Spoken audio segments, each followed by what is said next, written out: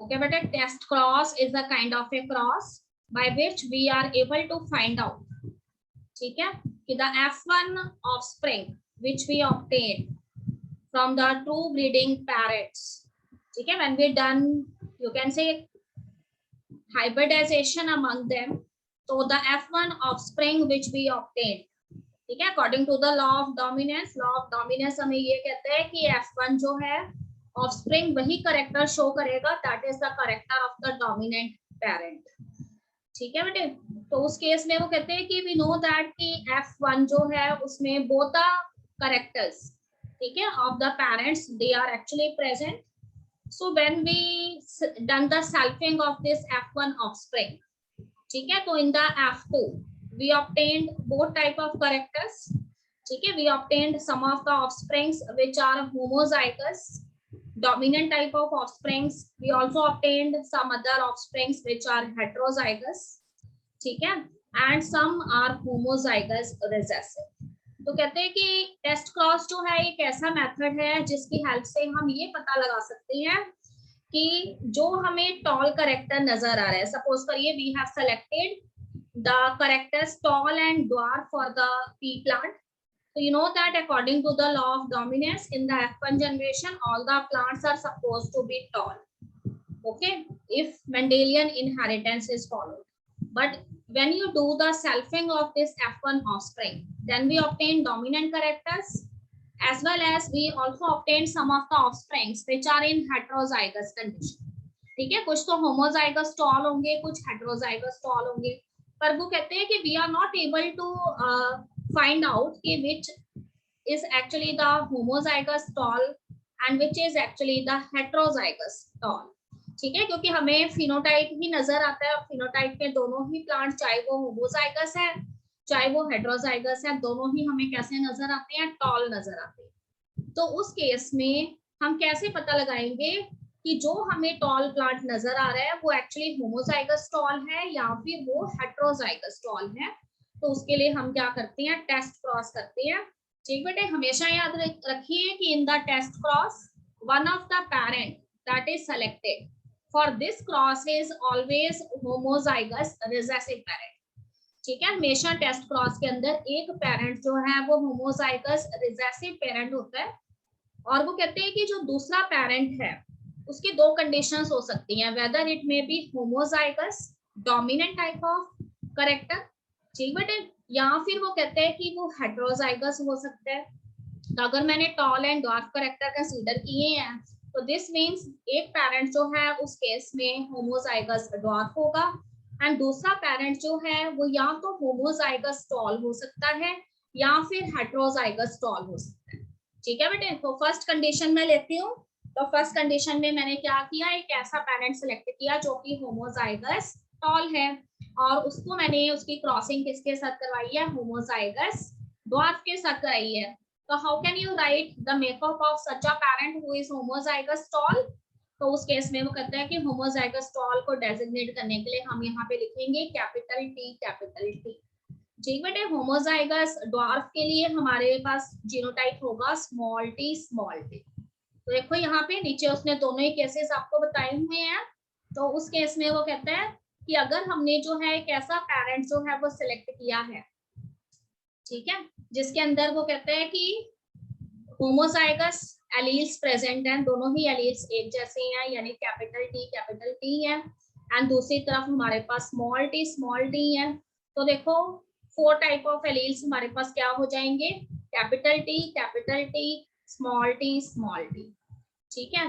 तो 4 तरह के हमें यहाँ पे जीनोटाइप मिलते हैं, 4 type of genotypes we are obtaining here and that is capital T, ठीक है, small T, then we have capital T, small T, और फिर हम स्मॉल टी को अगर करेंगे तो we again have capital T, small T and capital T, small T. तो देखो चारों ही तरह के जो हमें प्लांट्स यहाँ पे मिलेंगे वो हेट्रोजाइगस जीनोटाइप शो करेंगे, यानी capital T, small T, capital T, small T, capital T, small T and capital T, small T. तो अगर हमें 100% टॉल करेक्टर यहाँ पे नजर आता है, इसका मतलब जो पेरेंट आपने सिलेक्ट किया है, जो प्लांट है जिसका आप जो है जीनोटाइप पता लगाना चाहते हो पर दिखने में वो प्लांट आपको टॉल नजर आ रहा है, अगर आपको चारों ही हेटेरोजाइगस टॉल प्लांट मिलते हैं, 100% आपको टॉल करेक्टर नजर आता है, तो इसका मतलब दूसरा पेरेंट जो है जिसके लिए आप टेस्टिंग कर रही हैं वो एक होमोजाइगस डोमिनेंट पेरेंट है और उसमें दोनों एलील एक जैसे हैं, कैपिटल टी है। ठीक बेटे, अब दूसरी कंडीशन में हमने क्या किया, हमने वो पेरेंट ले लिया है जिसके अंदर हमारे पास कंडीशन क्या है, कैपिटल टी स्मॉल टी। ठीक है, तो एक पेरेंट तो आपका हमेशा ही फिक्स रहेगा होमोजाइगस ड्वार्फ वाला, तो देखो उसका मेकअप होगा स्मॉल टी एंड दूसरा पेरेंट जिसके लिए आप टेस्ट कर रहे हो वो हेटेरोजाइगस आपने लिया पर आपको पता नहीं है कि वो हेटेरोजाइगस है। ठीक है, तो उसके लिए capital T and small T उसके अंदर एलील्स रहेंगे। तो देखो कैपिटल टी को स्मॉल टी के साथ करेंगे, we have capital T small T, then again capital T with small t, we have capital T small t, then small t को small t से करेंगे, we have small t and then again small t with small t, we have small t। तो 50% जो है हमें tall plant मिलेंगे and 50% हमें कौन से प्लांट मिलेंगे, जो ड्वार्फ प्लांट होंगे। तो अगर हमें कोई करेक्टर्स जो है उसमें डोमिनेंट वाला करेक्टर और जो रिसेसिव वाला करेक्टर है वो 50-50% मिलते हैं, तो इसका मतलब जिस पेरेंट के लिए आप टेस्ट कर रहे हो वो पेरेंट जो है वो 100% जो है वो डोमिनेंट, ठीक है, डोमिनेंट करेक्टर बेशक शो करता है वो, पर वो हेटेरोजाइगस कंडीशन में उसके जीन्स जो है वो प्रेजेंट है। तो इसका मतलब यहाँ पे जो पेरेंट जिसके लिए आप टेस्ट कर रहे हो वो कैपिटल टी स्मॉल टी यानी हेटेरोजाइगस कंडीशन करते हैं। और अगर आपको जो है चारों एक जैसे मिलते हैं यानी 100% ऑल करेक्टर मिलता है, इसका मतलब पेरेंट जो है जिसके लिए आप टेस्ट कर रहे हैं वो कैपिटल टी है।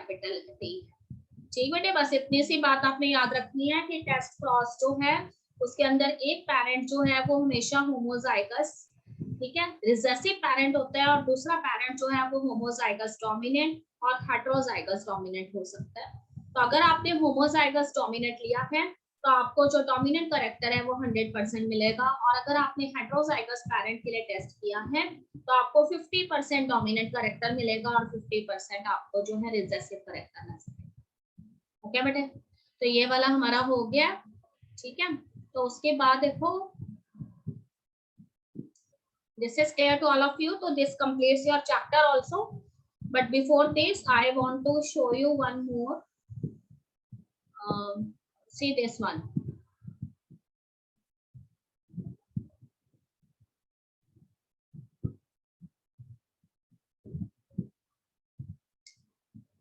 ठीक है, इसमें मैंने टेस्ट क्रॉस लास्ट में ऐड किया है the presentation according to our book, our NCERT book.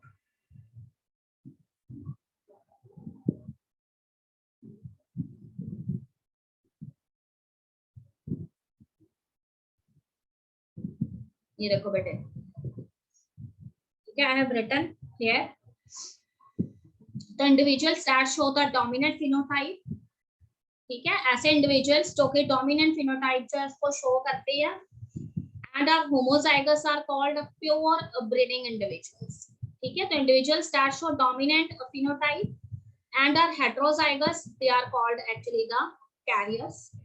ठीक है, तो in order to find out whether an individual with dominant phenotype is heterozygous or homozygous, a test cross is carried out। ठीक है, इसमें test cross जो है हम करते हैं, this involve crossing the individual with unknown phenotype with an individual who shows a recessive phenotype and therefore the genotype is homozygous recessive। ठीक है बेटे, कहने की बात ये है कि देखो यहाँ पे ये डायग्राम हमने अपनी बुक से लिया है, हमने फ्लावर कलर यहाँ पे चूज किया है, तो देखो होमोजाइगस रिसेसिव फ्लावर कलर यहाँ पे कौन सा है, व्हाइट फ्लावर कलर है। ठीक है, एंड दूसरी तरफ वो कहता है कि जो होमोजाइगस डोमिनेंट फ्लावर कलर है यहाँ पे वो कौन सा कलर है, वॉयलेट या फिर पर्पल कलर है। तो देखो ऐसे फ्लावर जो वॉयलेट या पर्पल कलर रखेंगे, ठीक है, उनका मेकअप दो तरह का हो सकता है, या तो वो कैपिटल W होंगे, ठीक, या फिर वो कहता है कि वो कैपिटल W या स्मॉल w होंगे। अगर उसके दोनों एलील कैपिटल W है, दिस मींस कि वो होमोजाइगस कंडीशन को रिप्रेजेंट करते हैं, और अगर वो कहता है कि वो हेटेरोजाइगस कंडीशन है तो मेकअप जो है वो capital W and small w होगा। तो देखिए यहाँ पे हमने एक पेरेंट जो है, दोनों ही केस में हम होमोजाइगस रिसेसिव लेंगे। तो फर्स्ट कंडीशन में हमने जो है डोमिनेंट फिनोटाइप वाला पेरेंट सिलेक्ट किया जो होमोजाइगस एलील्स रखता है, तो उसका मेकअप है कैपिटल W। ओके बेटे, तो रिसेसिव में से 2 एलील्स आएंगे, स्मॉल w, एंड डोमिनेंट वाला जो है पेरेंट जो होमोजाइगस कंडीशन है उसमें से capital W and capital W आए हैं। तो हमारे पास 4 जीनोटाइप्स यहाँ पर आ जाएंगे एंड चारों भी हेटेरोजाइगस कंडीशन में होंगे, capital W small w, capital W small w, and all the 4 are the similar ones. And what about the colour, तो कलर जो है यहाँ पे पर्पल या वॉयलेट रहेगा, ठीक है। तो उस केस में वो कहते हैं कि 100% हमें वॉयलेट करेक्टर अगर मिलता है, तो इसका मतलब जिस पेरेंट के बारे में आप पता लगाना चाहते हैं कि वो हेटेरोजाइगस है या होमोजाइगस है, वो एक्चुअली यहाँ पर होमोजाइगस है। ठीक बेटे, सेकंड केस के अंदर देखिए हमारे पास दूसरी कंडीशन क्या हो सकती थी कि वो फ्लावर जो हमें वॉयलेट नजर आ रहे हैं वो हेटेरोजाइगस भी तो हो सकते हैं, ठीक है। तो उस केस में उसका मेकअप हो जाएगा कैपिटल W स्मॉल w, और उसकी भी हमने रिसेसिव पेरेंट के साथ ही क्रॉसिंग करवाई है, उसकी स्मॉल w एलील्स है, ठीक है। तो उस केस में हमें देखिए 50% कैपिटल W स्मॉल w मिलेंगे एंड 50% हमें स्मॉल w मिलेंगे। तो ऐसे जो कि स्मॉल w जीनोटाइप रखते हैं, they are the white flower colour, and those which have the alleles capital W and small w, ठीक है। In heterozygous condition hybrid form वो कैसे होंगे, वॉयलेट कलर के होंगे। तो अगर हमें 50% डोमिनेंट एंड 50% रिसेसिव करेक्टर मिलता है, इसका मतलब एक पेरेंट जो है जिसके लिए आप टेस्ट कर रहे हो वो हेटेरोजाइगस है। अगर हमें चारों ही जो है डोमिनेंट फॉर्म्स मिलती हैं, 100% मिलती हैं, तो फिर वो पेरेंट जो है वो कैसा है, होमोजाइगस पेरेंट है, ठीक है बेटे। ये चीज कंप्लीट हो गई है हमारी। तो उससे पहले देखो कल यहाँ पे मैंने आपको पेडिग्री एनालिसिस के बारे में बताया था, तो उसमें मैंने आपको बताया था पेडिग्री एनालिसिस के advantages I have to discuss. तो उसमें थोड़ा सा मैंने आपको बताया था, फर्स्ट एडवांटेज क्या है पेडिग्री एनालिसिस की, record keeping provides a catalogue of genetic information of A cultivar. So here I want to tell you that pedigree analysis is not only used to find out the disorder or diseases or transmission of one characters in different generations of the human beings. It is also sometimes used for the cultivars also. ठीक है बेटे, cultivar का मतलब यहाँ पे किससे है, cultivar का मतलब है कोई भी ऐसी क्रॉप जिसे कि आप एग्रीकल्चर के अंदर इंट्रोड्यूस करते हैं, उसे हम कल्टीवार कहते हैं, ठीक है। तो कहते हैं कि अगर हमने एक प्रॉपर रिकॉर्ड कीपिंग की हुई है अंडर पेडिग्री एनालिसिस, तो हमारे पास एक कैटलॉग तैयार हो जाता है, ठीक है। कोई भी एक पर्टिकुलर कल्टीवार जो है, ठीक है, जैसे वीट के अंदर जो है एक कल्टीवार जो है वो चलती आ रही है काफी जनरेशन से, जो है दैट इज कल्याण सोना वीट, ठीक है। तो कल्याण सोना वीट जो है उसके ग्रेन्स जो है वो सुनहरे कलर के होते हैं, गोल्डन कलर्स के होते हैं, एंड काफी लंबे होते हैं, स्पाइक्स भी काफी लंबी होती हैं। तो दिस इज वन कल्टीवार, ठीक। तो कहते हैं कि उसके बारे में एंटायर इंफॉर्मेशन जो है वो हमारे पास जो है तैयार हो जाती है if we record the information, genetic information with the help of this tool which is pedigree analysis. And second is selection is based not only on phenotype but also on the genotype, ठीक है। तो when we collect all the genetic information related to that cultivar, then on the basis of that we can select the superior plants, ठीक है। तो हम superior plants जो है उनको सिलेक्ट कर सकते हैं, क्योंकि देखो फिनोटाइपिकली तो हमें सारे प्लांट्स जो हैं they look alike, but as we also collected the information about the genotype of each cultivar, ठीक है, in the form of pedigree analysis, so हमें पता लग जाएगा कि पर्टिकुलर पेरेंट जो है, ठीक है, जो भी हमने पेरेंट्स जो हैं उनमें से डिजायरेबल पेरेंट्स सेलेक्ट किए हैं उनका जीनोटाइप क्या है, तो उससे हम फ्यूचर के अंदर और अच्छे ऑफस्प्रिंग्स जो है हमको ऑब्टेन कर सकते हैं, ठीक है। प्लांट्स के केस में मैं बोल रही हूँ, using the records the breeder is able to advance only the progeny lines in which the plants they carry the genes for the target traits occur, ठीक है। this is also regarding the plants। तो कहते हैं कि if the particular if the breeder has a proper record of the genetic information, तो उसकी वजह से वो क्या कर सकता है, जो भी हमारी प्रोजेनी उसने ऑब्टेन करनी है, ठीक है, एक तो उसके लिए सिलेक्शन कर सकता है डिजायरेबल पेरेंट्स की, और अगर उन डिजायरेबल पेरेंट्स के अंदर कुछ डिजायरेबल जीन्स हैं, ठीक है, जिनका वो एक्टिवेशन चाहता है और टारगेट ट्रेट्स जो है या करेक्टर्स चाहता है वो ऑफस्प्रिंग्स में, उसके लिए प्रोसीड कर सकता है। तो it is very much beneficial with the help of pedigree analysis. Okay, but a high degree of genetic purity is obtained in the cultivar. Again and again, the breeder is able to do self-pollination, selfing of the plants. So in this way, a specific type of cultivar is obtained that has genetic purity and no blending of the characters. ठीक है, तो this is all about the cultivars की pedigree analysis सिर्फ humans के case में ही नहीं होती है. ठीक है, ये जो है प्लांट्स के केस में भी अगर हमें प्लांट ब्रीडिंग करवानी है तो उसमें भी हमारे लिए काफी बेनिफिशियल है. ओके बेटे, उसके बाद देखो डिसएडवांटेजेस भी है कुछ. Environmental changes from season two season, so adaptive advantages shift. ठीक है, this is also in case of plants. कहते हैं कि जिस पर्टिकुलर क्लाइमेटिक कंडीशंस के अंदर कोई प्लांट स्पीशीज जो है वो ग्रो कर रही है, उसके ऊपर एनवायरमेंट का भी इफेक्ट पड़ता है. तो अगर उसके अंदर कुछ अडेप्टिव फीचर्स डेवलप हुए हैं, ठीक है, तो वो अडेप्टिव फीचर्स या उनसे रिलेटेड जो एडवांटेजेस हैं उनमें चेंजेस आ सकती हैं, वो हमेशा फिक्स्ड नहीं होती. तो पेडिग्री एनालिसिस जो है वो हमें 100% श्योरिटी नहीं देती है किसी भी पर्टिकुलर करेक्टर जो है उसकी कॉन्स्टेंसी को लेकर. ठीक है, करेक्टर्स जो है उनके ऊपर एनवायरमेंट का इफेक्ट हो सकता है. ओके बेटे, it takes much longer time to develop a new variety. ठीक है, तो कहते हैं कि एक नई वैरायटी या फिर सिर्फ वैरायटी ही नहीं, अगर हम स्पीशीज की भी बात कर रहे हैं तो एक न्यू स्पीशीज जो है उसके एवोल्यूशन में बहुत ज्यादा टाइम लगता है. तो बेशक we have a particular record with the help of this pedigree analysis, but it will not tell us the sure time about the development of a new species. ठीक है, not useful in selecting plant types at competitive disadvantage. तो कहते हैं कि कोई particular plant types जो है उनको सेलेक्ट करने में भी बहुत ज्यादा यूजफुल नहीं होती है. ठीक है, तो इसमें से कुछ पॉइंट ही हम कंसीडर करेंगे. देखो, fifth point, if used with cross pollinating species in breeding depression में भी प्रॉब्लम. ठीक है, तो उस केस में वो कहते हैं कि ऐसी स्पीशीज जिनके अंदर again and again self pollination करवाई जाती है तो उसमें इन ब्रीडिंग डिप्रेशन देखा जाता है कि जो डिजायरेबल करेक्टर्स हैं वो अपीयर नहीं होते हैं अगेन एंड अगेन सेल्फिंग होने से. तो पेडिग्री एनालिसिस जो है वो हमें क्रॉस पॉलिनेटिंग स्पीशीज के केस में जो है, ठीक है, उससे हमें जो है कुछ बेनिफिशियल इंफॉर्मेशन मिल सकती है. But if we use them in the you can say self pollinating species, तो inbreeding depression it act as a problem for this. Okay बेटे, तो मोस्ट ऑफ द पॉइंट्स जो थे वो प्लांट से रिलेटेड थे. अगर हमने ह्यूमंस के बारे में जो है यहाँ पे कुछ बताना है तो हम यही बताएंगे कि एक पावरफुल टूल है जिसकी हेल्प से हम डिसऑर्डर्स, डिजीजेस जो है उसको फाइंड आउट कर सकते हैं. एक पर्टिकुलर ट्रेड जो है वो कितनी जनरेशन से ट्रांसमिट होता जा रहा है, ठीक है, that we have to find out. And by studying the pedigree analysis, we are able to find out the defective genes and from which generation that particular gene is actually from, you can say, transferring from one generation to the subsequent generation. So if we detect that gene, so early diagnosis is possible or gene therapy techniques can be utilized.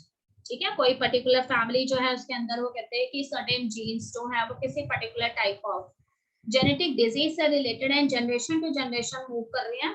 तो अगर हम उस defective genes को pedigree analysis की help से study कर सकते हैं तो हमें पता लग जाएगा कि so and so gene is defective and it is producing this kind of protein और enzyme in the body and because of this, ठीक है, the metabolic reaction is not proper. तो उस केस में हम जीन थेरेपी करके उस gene को रिमूव कर सकते हैं और उसका डायग्नोसिस जो है वो पॉसिबल है. तो ये सारी चीजें जो है वो पेडिग्री एनालिसिस जो है उसके एडवांटेजेस में आती है.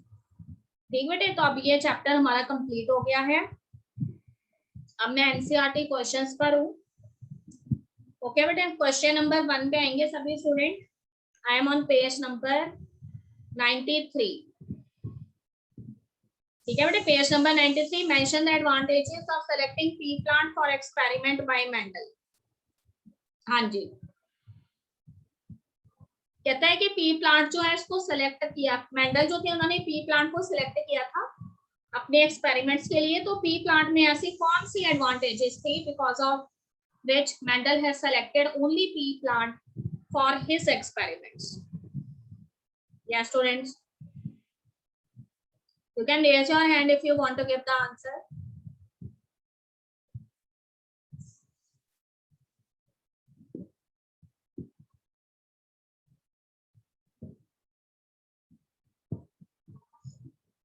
Yes beta, Nobody want to give the answer? बहुत easy है, ठीक है. Why Mendel has selected pea plant? Point number 1 कि pea plant का जो life cycle it is only of 6 months. ठीक है, the life cycle of pea plant is only of 6 months. So Mendel is able to study 2 generations in a year. एक year के अंदर Mendel जो है वो 2 जनरेशंस को स्टडी कर सकता था. Point number 2, both self pollination as well as cross pollination. ठीक है, it is possible in case of pea plant. तो सेल्फ पॉलिनेशन की एडवांटेज क्या थी मेंडल को? By self pollination Mendel is able to you can say create purity among the parents. ठीक है, parents के अंदर जो ब्लेंडिंग होती है कैरेक्टर्स की उसको ओवरकम करके ट्रू ब्रीडिंग पेरेंट्स जो है उनको ऑब्टेन कर सकता था सेल्फ पॉलिनेशन से और सेल्फिंग से. एंड बाय क्रॉस पॉलिनेशन, ठीक है, क्रॉस पॉलिनेशन जो है उसे डिजायरेबल कैरेक्टर्स जो है उसे F1 जनरेशन के अंदर जो है वो नजर आते हैं. Point number 3, many varieties are available with observable alternative forms. ठीक है, Mendel is not only possible for Mendel to study one character. ऐसा नहीं था कि सिर्फ एक अद्धा कैरेक्टर ही जो था उसने स्टडी करना था. पी प्लांट के अंदर Mendel is able to study 7 contrasting characters with its dominant as well as recessive forms. ठीक बेटे, तो 7 कॉन्ट्रास्टिंग कैरेक्टर्स कौन से थे वो भी आपको मालूम है. ठीक है, प्लांट हाइट ली थी उसने, फ्लावर कलर लिया था, फ्लावर पोजीशन ली थी, सीड कलर, सीड जो है उसकी शेप ली थी. ठीक है, और पर्टिकुलर प्लांट जो है उसकी हाइट ली थी कि वो टॉल प्लांट है या फिर ड्वार्फ प्लांट है. तो उसके बेसिस पे जो है उसने जो है ये स्टडी किया था. ओके बेटा, there is one site CBSE learn CBSE वाली साइट है. All the questions are solved here in this site, you are able to do. But मैंने पढ़ के देखे हैं, सारे क्वेश्चंस जो हैं वो फुली एक्सप्लेन्ड नहीं है. We have to add more points. ठीक बेटे, तो थर्ड पॉइंट जो है उसके अंदर हम ये लिखेंगे कि मेंडल जो था उसने पी प्लांट जो है उसको इसलिए भी स्टडी किया था क्योंकि मैंने आपको पहले ही बताया कि if a scientist want to do research, the research material that he has to be selected should have short life span as compared to his life span. ठीक है, तो इसीलिए मेंडल जो थे उनके लाइफ स्पैन से पी प्लांट जो है उसका लाइफ स्पैन जो है वो छोटा था. तो अगर 1 ईयर में वो 2 जनरेशन स्टडी कर रहा है तो 2 इयर्स में वो 4 और इस तरह से 3 to 4 इयर्स में जो है वो मेनी जनरेशंस जो उनको स्टडी कर सकता था. ठीक बेटे, उसके बाद वो कहते हैं कि पी प्लांट जो है उसमें बाइसेक्सुअल फ्लावर्स जो है वो प्रेजेंट थे. Bisexual flowers means both the male and the female sex organs they are present. तो उस केस में जो है सेल्फ पॉलिनेशन जो है as well as cross pollination से रिलेटेड फिनोमेना जो है इसको स्टडी कर सकता था. ठीक बेटे, सेल्फ पॉलिनेशन के एडवांटेज मैंने आपको बता दिया. If Mendel has to selected the true breeding parents. ठीक है, हम कहते हैं ना कि ये होमोजाइगस टॉल है, ये होमोजाइगस डॉर्फ है. तो हम कैसे श्योर हो सकते हैं कि 100% होमोजाइगस टॉल है and this is 100% homozygous dwarf. तो when Mendel selected the wild parents from the habitat, he done self pollination for many years. कई सालों तक उसने सेल्फ पॉलिनेशन की और जब उसे जो है same type of character again and again मिले हैं तो he is very much sure कि now this particular trait is the pure trait for this parent and it is the dominant one and this is the you can say recessive pure trait which is को कि उसने क्या नाम दिया था, homozygous recessive का name दिया. ठीक है, उसके बाद देखो इस चैप्टर के question answers I will send you because थोड़े से जो है ये डिफिकल्टी लेवल रखते हैं. Okay, differentiate between the following dominance and recessive. What is a dominant character and what is a recessive character? Yes children. हाँ जी, dominant character कौन सा कैरेक्टर है? देखो बेटा, which is seen in most of the generations. हाँ जी, ठीक है बेटे. निशान थोड़ा सा और इलैबोरेट करो. देखो बेटे, सिंपल अगर हम बात करें ना, dominant character is that character which is generally seen in F1 offspring. ठीक है, वो कैरेक्टर जो कि हमें F1 ऑफस्प्रिंग के अंदर नजर आया वो डोमिनेंट कैरेक्टर है. या फिर in other words you can say that it is a character that is associated with the factor which is seen more often as compare to other character. ठीक है, जो दूसरे कैरेक्टर के कंपैरिजन में हमें ज्यादा नजर आता है वो डोमिनेंट कैरेक्टर है. तो इसका मतलब जो लेस हमें नजर आता है वो कौन सा करेक्टर है, रिसेसिव करेक्टर। ठीक, तो उसके बाद देखो होमोजाइगस एंड हेटेरोजाइगस कंडीशन कौन सी है, तो होमोजाइगस कंडीशन जो है it is actually that condition in which both the alleles, ठीक है, both the alleles they are identical. For example, if I am talking about homozygous tall character, this means both the alleles should be capital T, capital T. If I am talking about homozygous, you can say dwarf character, then both the alleles should be small t, small t. And what is heterozygous? So heterozygous condition is such a condition in which both the alleles of a gene, they are not identical. ठीक है, one of the allele is a dominant one and other is a recessive one. सो उसमें देखो अगर हम F1 offspring की बात करती हैं, ठीक है, जिसमें हमने प्लांट हाइट करेक्टर लिया है, तो we have capital T small T, तो capital T small T plant it looks like, ठीक है, टॉल, ये टॉल प्लांट नजर आएंगे, पर according to their genotype they have one capital T and one small T, ठीक है, तो this represent the heterozygous condition because both the alleles are not the dominant one. Now monohybrid and dihybrid, if we study the inheritance of one gene at a time, then such a cross is known as a monohybrid cross. अगर हम एक time में सिर्फ एक ही gene के inheritance को study करते हैं तो उस क्रॉस को हम मोनोहाइब्रिड क्रॉस कहते हैं। And if we study the inheritance और the transmission of two genes at a time, ठीक है, फॉर एग्जांपल अगर हमने जो है सीड शेप भी लिया है, सीड कलर भी लिया, ठीक है, तो सीड की शेप होगी कैपिटल आर एंड सीड का कलर हो गया कैपिटल वाई, और उसके कॉरेस्पॉन्डिंग हो जाएगा small R and small Y, तो ये हो जाएंगे राउंड येलो एंड यहाँ पर हो जाएंगे रिंकल्ड ग्रीन। ठीक बेटे, तो ये वाला जो क्रॉस है it is a dihybrid cross because here we study two genes at a time and their inheritance. उसके बाद वो कहते हैं कि a diploid organism is heterozygous. देखो यहाँ पे ये क्वेश्चन मैं आपको दिखाती हूँ। Yes, question number 3. A diploid organism is heterozygous for 4 loci. How many types of gametes can be produced? ठीक बेटे, तो ऐसा कोई फॉर्मूला मेंशन नहीं है, but we have to learn this. There is one formula 2 raised to power n, where n stands for locus. अब सभी student सोच रहे होंगे what is a locus? तो locus is a fixed position on a chromosome which is occupied by a single or more genes. ठीक है, किसी भी क्रोमोसोम के ऊपर प्रेजेंट लोकस एक ऐसी पोजीशन होती है जिसपे या तो एक सिंगल जीन प्रेजेंट होता है या फिर एक से ज्यादा जीन्स जो है वो प्रेजेंट हो सकते हैं। आप क्वेश्चन को समझिए, कहता है कि एक डिप्लॉयड ऑर्गेनिज्म है और वो हेटेरोजाइगस है 4 पोजीशंस के लिए, यानी 4 लोकस जो है क्रोमोसोम्स पे उसके ऊपर कैसी कंडीशन रखता है, हेटेरोजाइगस कंडीशन रखता है कि बताइए कि इस तरह का जो डिप्लॉयड ऑफस्प्रिंग है वो कितने तरह के गैमेट्स प्रोड्यूस कर सकता है।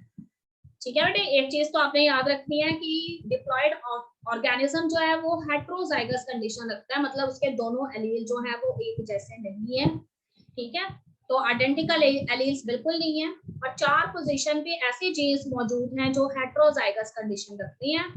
तो उसके बाद आपने बताना है कि कितने गैमेट्स जो हैं वो प्रोड्यूस करेंगे, तो there is one formula 2 raised to power n। ठीक है, तो here n is the locus, तो यहाँ पे पोजीशन आपको कितनी दी गई है, 4 दी गई है, तो you have to write it like this, 2 raised to power n is equal to 2 raised to power 4। ठीक बेटे, तो 2 को हमने कितनी बार जो है मल्टीप्लाई करना है, 4 टाइम्स मल्टीप्लाई करना है, तो जब हम 2 को 4 टाइम्स मल्टीप्लाई करेंगे तो we get 16 types of gametes, तो हमें 16 गैमेट्स जो हैं वो मिलेंगे। ठीक बेटे, तो यहाँ पर जो है हमारे पास कितने गैमेट कॉम्बिनेशंस हमें मिलने वाले हैं, 16 गैमेट कॉम्बिनेशंस जो हैं वो हमें मिलेंगे। ओके बेटे, क्वेश्चन नंबर 4 देखिए, explain the law of dominance using a monohybrid cross. तो कोई प्रॉब्लम नहीं है, हमने लॉ ऑफ डोमिनेंस को एक्सप्लेन करना है और उसके एविडेंस में हमने एक मोनोहाइब्रिड क्रॉस देना है। तो यहाँ पे देखिए हमने प्लांट हाइट वाला क्रॉस दिया हुआ है, कैपिटल टी जो है वो homozygous tall and small T homozygous dwarf condition को रिप्रेजेंट कर रहा है। तो एलील्स देखिए कैपिटल टी में से कैपिटल टी आ जाएगा एंड स्मॉल टी में से we have small T allele. Okay, F1 के अंदर what we obtain capital T small T, तो जीनोटाइप जो है वो capital T and small T होगा, बट फिनोटाइप में ये ऑफस्प्रिंग हमें टॉल नजर आएगा। ठीक है, तो हमें जो है law of dominance he explain करना था, इसलिए हमने F1 जनरेशन तक ही क्रॉस जो है उसको शो किया। पर अगर आप F2 जनरेशन भी शो करते हैं, then what you see that the dominant character it appears, ठीक है, F2 generation 3 times more than the recessive characters. So the recessive character which remains hidden in the F1 generation, it reappears in the F2 generation, but it is 3 times less than the dominant character.